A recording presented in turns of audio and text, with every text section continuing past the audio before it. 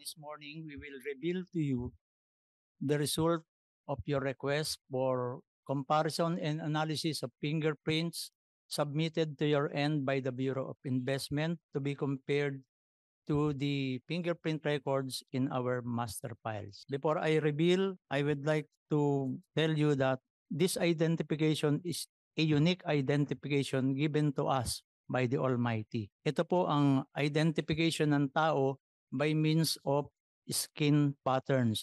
Sa tao lang po binigay ng Diyos yan. Yan po ang dermatoglyphics. Science deals with the study of skin patterns.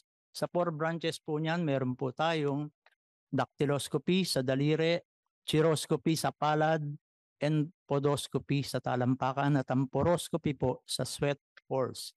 Ngayon, dito po ngayon tayo sa dactyloscopy. Dactyloscopy, it is a positive identification po, unique identification, infallible means of identification, meaning to say it is incapable of error. Absolute perfect identification. And our result is bounded by the 3 dogmatic principles of fingerprints.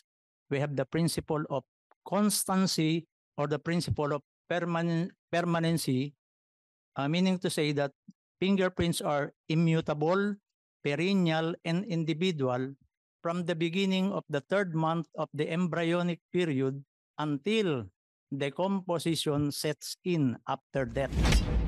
Kaya po, Dr. Kahanding, yung fingerprints nung batang o menor de edad na Guo Huaping dun sa application para sa Special Investors Resident Visa nung kanyang ina ay kaya niyong ikumpara dun sa adult fingerprints Opo. nung Alice Leal Guo. Opo. Okay po. Kasi hindi po siya magbabago from mula nung pinanganak po tayo hanggang ngayon. Size lang po ang magbabago. Wala pong pagbabago yun. We have also the principle of variation, meaning to say that no 2 prints of different person nor the neighboring fingers of the same person has ever been found to be identical in all respects.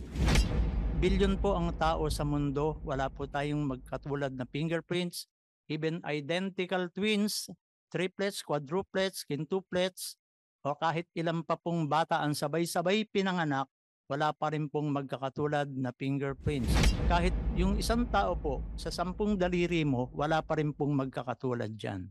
Kaya yan po ang unique identification natin. And we have also the principle of infallibility, means that man's fingerprint cannot be forged. You can alter your signature, your handwriting, you can forge your handwriting, but you cannot forge your fingerprints. Katunayan po, ang China po ang isa sa pioneer ng fingerprint identification. Emperor Tenzin of China, 246 BC, siya po ang nag-introduce ng fingerprint. Ginagamit po yan in signing of contracts, documents, signature. Yan po ang best signature na hindi mapo-forge. Kaya po sa findings namin, we are 100% sure na tama po at tinatanggap po ang findings ng NBI ever since sa lahat po ng court dito po. So sabi niyo, Doctor, ever since tinatanggap ang findings ng NBI sa lahat ng korte na hindi humihingi ng third party independent investigation yung mga korteng iyon. Salamat po. Please proceed. Ito po yung sinubmit niyo sa amin na galing sa Bureau of Investment na sinubmit niyo po sa amin. Board of Investments po? Opo. Ano po? Kinumpare po namin sa mga fingerprints ni Alice Leal Guo, Sheila Leal Guo, and Wesley Leal Guo. In comparison and analysis of questioned and standard fingerprints, 1 print is enough to identify a person. Because in comparison and analysis, we are not only after the fingerprint pattern, but we are after the exact location and position of the characteristics found inside the fingerprint pattern. Yun kung nakikita niyo po yung mga numbers na yan na clockwise, yan po yung mga characteristics. Kung tatanungin niyo po, how many identical characteristics are required in order to conclude that a question and standard fingerprints belong to one and the same person? Dito po sa Pilipinas, ang ginagamit po natin, 10 identical ridge characteristics. Ang sinusundan po natin, yung people versus Marciano Medina, the first case in the Philippines wherein fingerprint was used as evidence and accepted in court. Ito po ang enlarged photograph ng fingerprint ni Wesley Go. Ni Wesley po, Wesley Leal Go. Kinumpare po natin, ito po yung galing sa Board of Investment na pinadala niyo po sa opisina namin. Nag-match po siya dito sa fingerprint namin sa master file. Nakakuha po kami ng 17 identical characteristics. Kaya sigurado po tayo. Sorry po. Yes, hindi lamang 10, 17. Opo. Tuloy Dito po. po sa fingerprint naman ni Alice Guo, nag-match din po yung isa na sinubmit nyo from the Bureau of Investment. Board of Investment po, Okay. Doctor.